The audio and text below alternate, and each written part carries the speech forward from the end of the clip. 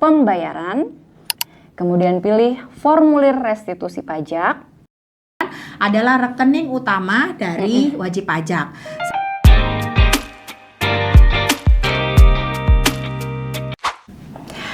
Halo Sobat Maju, berjumpa lagi dalam OPAK, obrolan pajak tengah kota. Bersama kami, penyuluh KPP Madya Jakarta Utara. Pada kesempatan kali ini, kita akan melanjutkan pembahasan di episode OPAK sebelumnya, yaitu tentang pengembalian pajak yang seharusnya tidak terutang.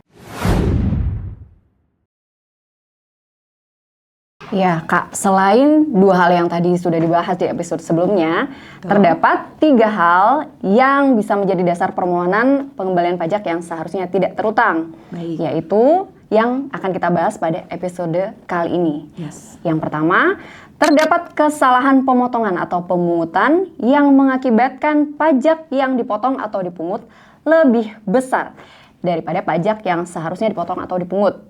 Kemudian yang kedua, terdapat kesalahan pemotongan atau pemungutan yang bukan merupakan objek pajak dan atau merupakan objek pajak dan atau subjek pajak yang mendapatkan fasilitas perpajakan. Kemudian yang ketiga adalah terdapat kelebihan pemotongan atau pemungutan pajak penghasilan terkait penerapan persetujuan penghindaran pajak berganda bagi subjek pajak luar negeri. Baik.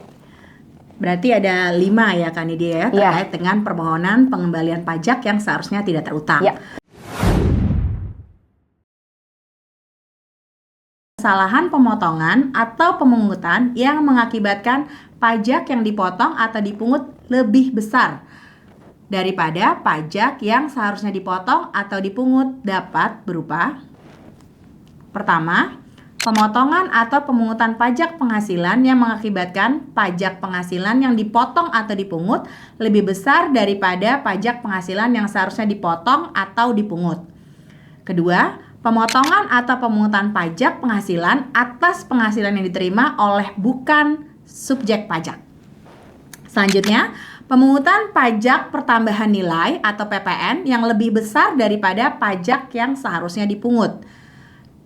Kemudian, pemungutan pajak penjualan atas barang mewah atau PPNBM yang lebih besar daripada pajak yang seharusnya dipungut, atau pemungutan bea materai yang lebih besar daripada bea materai yang seharusnya dipungut.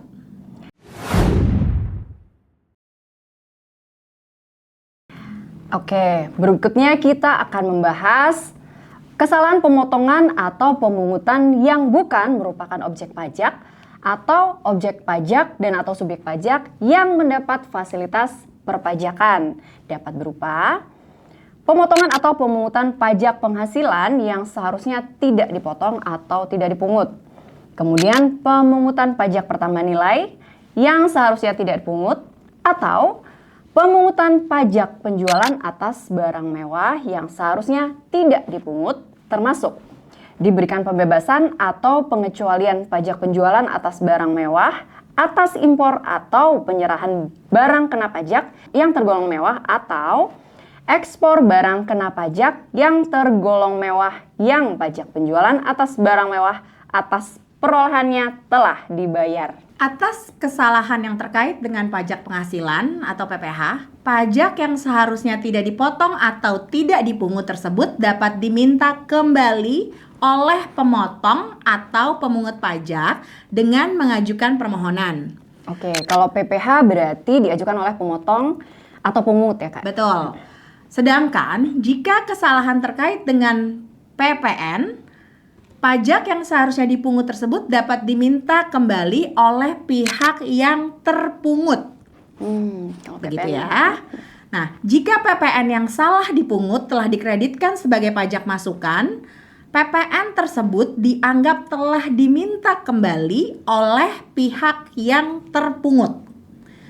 Dalam hal PPN yang salah dipungut, sebagaimana dimaksud pada bahasan sebelumnya, itu belum dikreditkan sebagai pajak masukan, belum dibebankan sebagai biaya, belum dikapitalisasi dalam harga pembelian, dan SPT masa PPN yang melakukan penyerahan sudah tidak dapat lagi dibetulkan PPN yang salah dipungut tersebut dapat diminta kembali oleh pihak yang terpungut dengan mengajukan permohonan.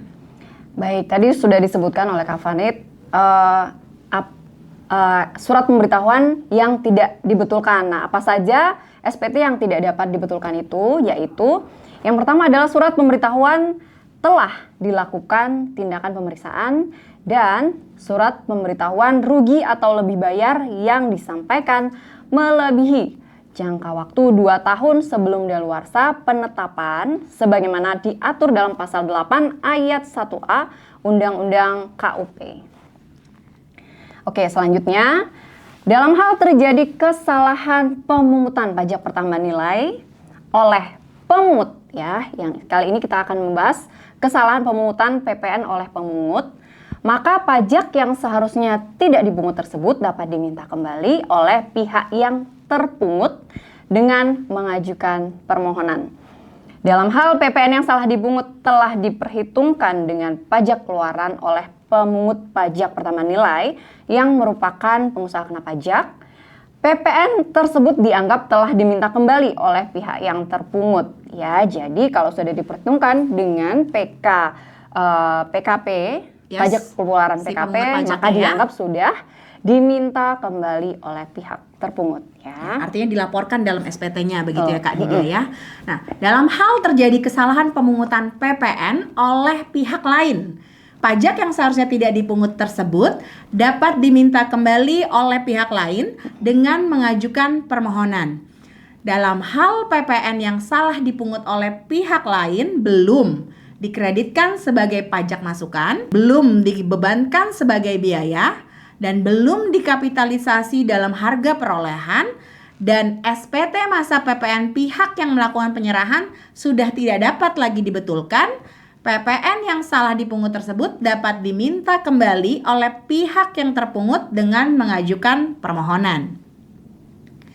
Jika kesalahan pemungutan PPN dilakukan oleh perwakilan negara asing dan badan internasional serta pejabatnya yang dibebaskan dari PPN, maka PPN tersebut dapat diminta kembali oleh pihak yang menerima perolehan. Artinya si lawan transaksi dari badan yang dikecualikan tadi ya kan Nidia ya? Betul. Itu tadi kita sudah membahas tentang kesalahan yang dilakukan terkait PPN dan PPH. Selanjutnya kita akan membahas apabila terjadi kesalahan pemungutan pajak terkait dengan pajak penjualan atas barang mewah. Maka pajak yang seharusnya tidak dipungut tersebut dapat diminta kembali melalui pengajuan permohonan oleh yang pertama adalah pihak yang melakukan penyerahan atau pihak yang menerima perolehan atau pihak yang melakukan ekspor sesuai dengan ketentuan peraturan perundang-undangan di bidang perpajakan. Nah, jika wajib pajak yang melakukan pemotongan atau pemungutan tidak dapat ditemukan yang dapat berupa pembubaran usaha atau tidak dapat melakukan pembetulan surat pemberitahuan, maka permohonan diajukan oleh pihak yang dipotong atau dipungut. Baik, selanjutnya terkait dengan tata cara permohonan pengembalian terkait pengembalian pajak penghasilan diajukan secara tertulis atau secara elektronik dalam bahasa Indonesia dan harus dilampiri dengan beberapa dokumen berikut ini, yaitu 1. Penghitungan pajak yang seharusnya tidak terutang. Yang kedua, alasan permohonan pengembalian atas kelebihan pembayaran pajak yang seharusnya tidak terutang. Yang ketiga, bukti pemotongan atau pemungutan pajak atau dokumen lain yang dipersamakan dengan bukti pemotongan atau pemungutan. Yang keempat, surat kuasa dari pihak yang dipotong atau dipungut dalam hal permohonan diajukan oleh pemungut atau pemotong pajak. Dan surat pernyataan subjek pajak luar negeri bahwa pajak yang dimintakan pengembalian tersebut belum diperhitungkan dengan pajak yang terutang di luar negeri dan atau belum dibebankan sebagai biaya dalam penghitungan penghasilan kena pajak di luar negeri. Dalam hal kesalahan pemotongan pemungutan dilakukan terhadap subjek pajak luar negeri. Oke, selanjutnya kita akan membahas terkait pengembalian. jenis pajak PPN dan PPNBM. Dokumen apa saja yang harus dilampirkan dalam permohonannya? Yang pertama, tentu saja penghitungan pajak yang seharusnya tidak terutang. Kemudian alasan permohonan pengembalian atas kelebihan pembayaran pajak yang seharusnya tidak terutang. Lalu faktur pajak atau dokumen tertentu yang dipersamakan dengan faktur pajak yang merupakan bukti pemungutan pajak pertambahan nilai atau PPN dan PPNBM. Kemudian dokumen ekspor dalam hal ekspor barang kena pajak yang tergolong mewah dan dokumen lain sesuai dengan peraturan menteri yang mengatur mengenai pembebasan PPN dan atau PPNBM, tidak dipungut PPN atau pengecualian PPNBM. Jadi terkait dengan dokumennya itu yang dua yang selalu sama ya, yaitu penghitungan pajak tidak terutangnya dan juga alasan permohonannya itu karena apa, begitu ya Kak Nidia, alasan harus disebutkan biar kita peneliti bisa memilih ini masuk ke yang mana nih permohonannya. Baik, kategori permohonannya karena tadi ada 5 kategorinya ya. Kemudian DJP akan melakukan penelitian dalam rangka meneliti kebenaran pembayaran pajak. Direktur Jenderal Pajak dapat meminta dokumen dan atau keterangan kepada pemohon. Nah, hasil penelitian berupa pengembalian terkait dengan pemotongan atau pemungutan pajak penghasilan diberikan dalam hal memenuhi ketentuan sebagai berikut. Yang pertama, pajak yang seharusnya tidak terutang telah disetor ke kas negara. Kemudian, dalam hal pajak yang telah disetor sebagaimana dimaksud, terkait dengan pemotongan atau pemungutan pajak penghasilan yang bersifat tidak final, pajak penghasilan tersebut tidak dikreditkan dalam SPT tahunan, PPh wajib pajak yang dipotong atau dipungut. Jadi tidak dikreditkan ya. Yang kemudian, pajak yang dipotong atau dipungut telah dilaporkan oleh pemotong atau pemungut pajak dalam SPT masa wajib pajak pemotong atau pemungut pajak. Artinya di lawan transaksi sudah diklaim begitu ya. Kemudian pajak yang dipotong atau tidak dipungut, pajak yang dipotong atau dipungut tidak diajukan keberatan oleh wajib pajak yang dipotong atau dipungut sesuai dengan ketentuan dalam Undang-Undang KUP. Dan yang terakhir, pajak yang telah disetor sebagaimana dimaksud tidak diperhitungkan dengan pajak subjek pajak luar negeri yang terutang di luar negeri dan tidak dibebankan sebagai biaya dalam penghitungan penghasilan kena pajak subjek pajak luar negeri di luar negeri dalam hal pihak yang dipotong atau dipungut subjek pajak luar negeri. Jadi tidak diperhitungkan dalam perhitungan pajak si wajib pajak luar negeri tersebut ya. Oke, tadi sudah dibahas tentang hasil penelitian untuk permohonan terkait pajak penghasilan. Nah, kita akan membahas terkait dengan PPN, hasil penelitian berupa pengembalian jika ya dalam hal pajak yang seharusnya tidak terutang telah disetor ke kas negara. Kemudian pajak yang telah disetor tidak dikreditkan dalam surat pemberitahuan masa PPN, tidak dibebankan sebagai biaya dalam SPT tahunan PPh atau tidak dikapitalisasi dalam harga perolehan. Selanjutnya, pajak yang dipungut telah dilaporkan oleh PKP, pemungut PPN atau pihak lain dalam SPT masa PPN, wajib pajak pemungut PPN atau pihak lain. Kemudian pajak yang dipungut tidak diajukan keberatan oleh wajib pajak sesuai ketentuan pasal 25 Undang-Undang KUP. Dan selanjutnya adalah memenuhi ketentuan sebagaimana diatur dalam peraturan PMK mengenai pembebasan PPN tidak dipungut atau dibebaskan dari pengenaan PPN. Baik. Nah, terkait hasil penelitian berupa pengembalian pemungutan PPNBM diberikan dalam hal, jadi tadi sudah dibahas terkait dengan PPh, PPN, dan kali ini penelitian pengembalian diberikan atas PPNBM dalam hal yang pertama, pajak yang seharusnya tidak terutang telah disetor ke kas negara. Yang kedua, pajak yang telah disetor tidak dibiayakan dalam SPT tahunan PPh wajib pajak yang dipungut atau tidak dikapitalisasi dalam harga perolehan. Kemudian, pajak yang dipungut telah dilaporkan oleh pengusaha kena pajak dalam SPT masa PPN PKP tersebut. Kemudian, pajak yang dipungut tidak diajukan keberatan oleh wajib pajak sesuai dengan ketentuan dalam KUP. Kemudian, memenuhi ketentuan sebagaimana telah diatur dalam PMK terkait dengan pembebasan pajak penjualan atas barang mewah atau PPNBM atau pengecualian pajak penjualan atas barang mewah. Oke, tadi kita udah bahas ya Kak ya, terkait hal-hal karena kesalahan pemotongan atau pemungutan. Betul. Nah, ini kita akan membahas tentang alasan permohonan pengembalian pajak yang seharusnya tidak terutang. Yang terakhir, yaitu apabila ada kelebihan pemotongan atau pemungutan pajak penghasilan terkait penerapan persetujuan penghindaran pajak berganda atau P3B bagi subjek pajak luar negeri.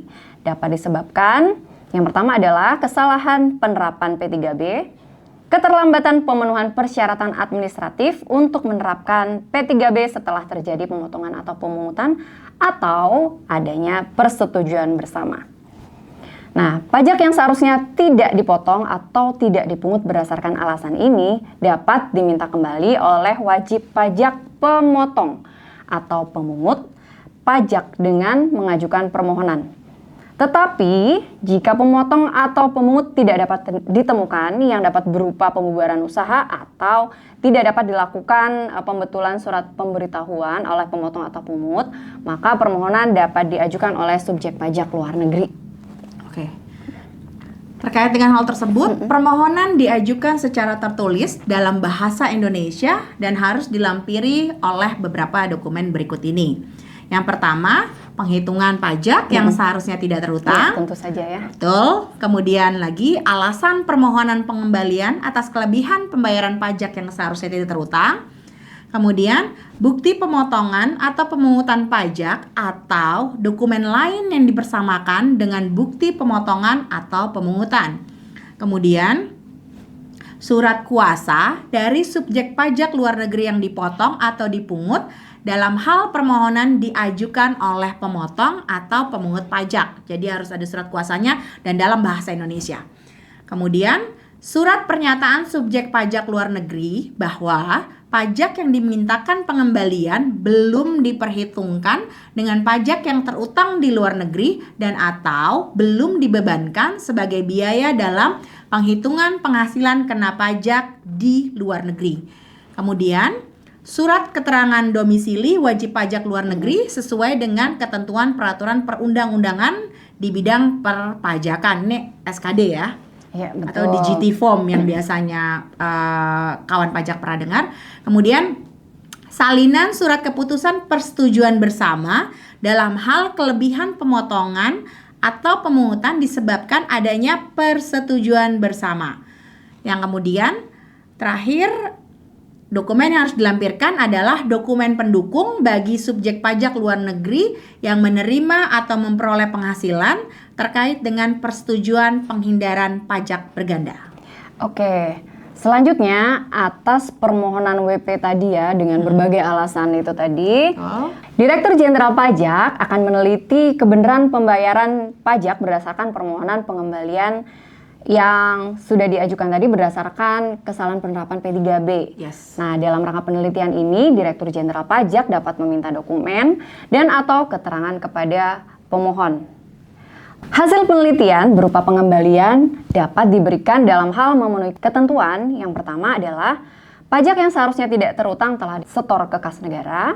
Yang kedua, pajak yang dipotong atau dipungut telah dilaporkan dalam SPT masa WP pemotong atau pemungut pajak. Yang ketiga, pajak yang telah disetor tidak diperhitung dengan pajak subjek pajak luar negeri yang terutang di luar negeri.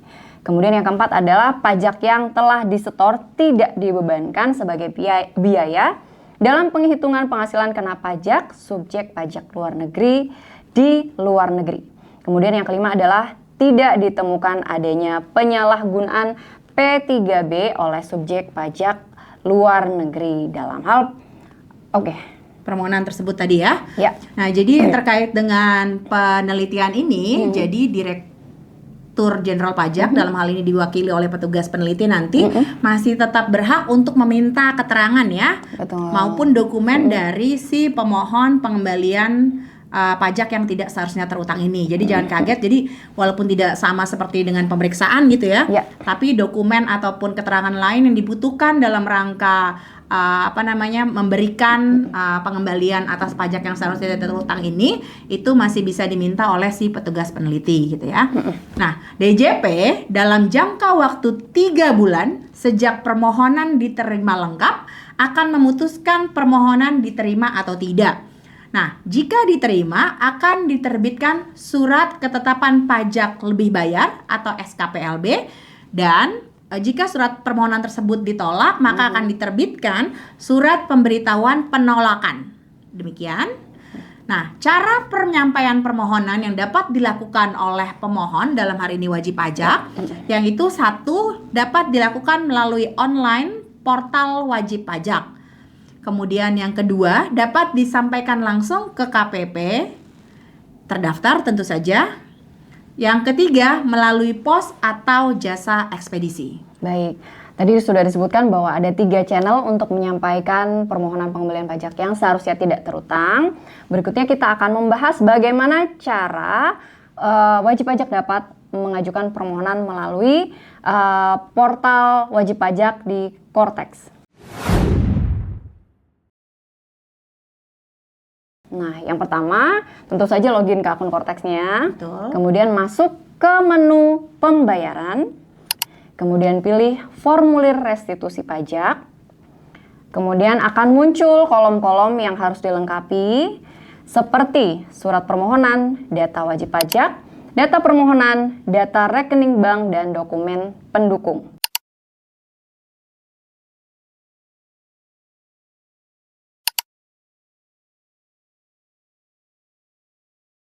Nah, jika semua kolom sudah lengkap terisi nih Kak, dan lampiran-lampiran yang dibutuhkan yang sudah disebutkan tadi sudah diupload atau diunggah, Sobat Maju dapat klik submit untuk mengirimkan permohonan.